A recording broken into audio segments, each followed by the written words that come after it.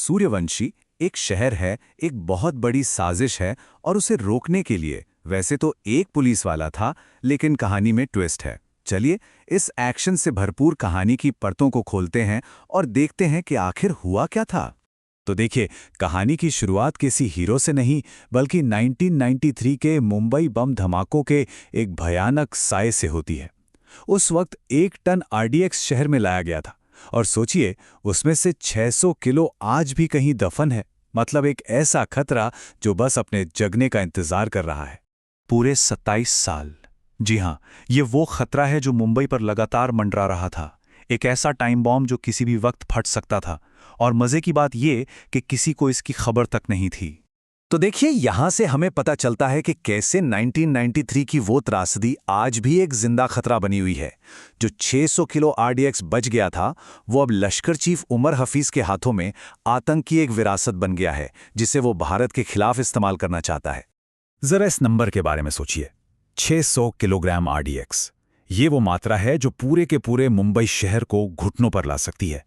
तबाही का पैमाना बहुत बहुत बड़ा था। तो सालों से ठंडा पड़ा ये केस अचानक से एक्शन में कैसे आ जाता है? यहीं से कहानी में हमारे हीरो यानी सूर्यवंशी की एंट्री होती है।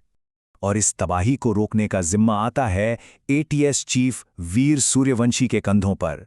उनका पहला काम, इन छिपे हुए स्लीपर एजेंट्स को ढूंढ निकालना, जो सालों से हमारे बीच आम लोगों की तरह पहचान बदल कर रह रहे थे। सूर्यवंशी की जांच का तरीका एकदम साफ था।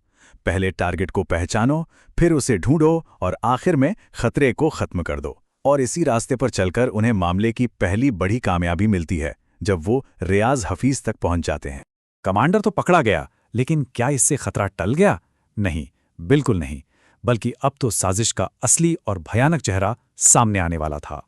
कहानी में ट्विस्ट तब आता है जब 1993 धमाकों का असली मास्टरमाइंड बिलाल अहमद उस दफन विस्फोटक को बाहर निकालने के लिए वापस मैदान में उतरता है।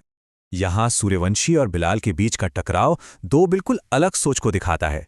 एक तरफ वो है जो पुराने जख्मों से आगे बढ़ना चाहता है, और दूसरी तरफ वो जो सिर्फ और सिर्फ बदला लेना चाहता है।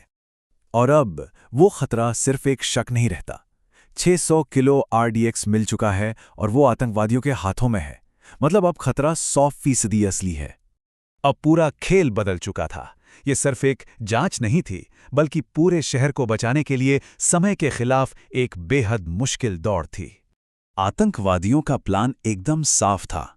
मुंबई की 7 सबसे भीड़-भाड़ वाली जगहों पर कार बम लगाने थे और हर 5 मिनट में एक धमाका होना था। सोचिए, कितनी तबाही और दहशत फैलाने की साजिश थी ये। घड़ी की सुई तेजी से घूम रही थी। सिर्फ 60 मिनट बाकी थे। हमले का लेवल इतना बड़ा था कि सूर्यवंशी को भी एहसास हो गया कि वो अकेले इस शहर को नहीं बचा सकते। एक हीरो भी अपनी आखिरी हद तक पहुंच चुका था। और ठीक उसी वक्त जब सारी उम्मीदें खत्म होती दिख रही थीं, तब बनता है फिल्म का सबसे बड़ा, सबसे जबरदस्त गठबंधन। सबसे पहले मिशन को लीड कर रहे थे वीर सूर्यवंशी। ये उनकी लड़ाई थी, उनके अपने शहर में, और वो इसे किसी भी कीमत पर हारने वाले नहीं थे। और फिर एंट्री होती है उस ऑफिसर की जिसका नाम ही काफी है, बाजीराव सिंघम। वो एक पावरफुल बैकअप के तौर पर पहुंचते हैं और उनके आते ही गेम का माहौल बदल जाता है। और फिर इस तिकड़ी को पूरा करने के लिए फुल एनर्जी के साथ संग्राम सिम्बा भालेराव भी लड़ाई में शामिल हो जाते हैं। अब तीनों सुपर कॉप्स एक साथ थे। मतलब लड़ाई अब एक नए लेवल पर पहुंच चुकी थी। अब इतने टेंशन के माहौल में सिम्बा अपना ही एक अलग लॉजिक पेश करता है। उसका मानना है कि आतंकवाद का असर सिर्फ बम धमाकों तक नहीं है, बल्कि टूरिज्म से लेकर इनकम और एंटरटेनमेंट यानी क्रिकेट और सिनेमा तक हर चीज पर पड़ता है। अब लड़ाई पर्सनल हो जाती है। आखिरी मुकाबला एटीएस के हेडक्वार्टर में ही होता है और उसी में सूर्यवंशी का अपना परिवार भी फंस जाता है। अब इन हीरोज को ना सिर्फ बॉम्ब डिफ्यूज करना है, बल्कि अपने परिवार को भी बचाना है। और अंत में तीनों सुपरकॉप्स मिलकर आतंकवादी रियाज और मुख्तार को घेर लेते हैं और उनका संदेश एकदम साफ और सीधा है।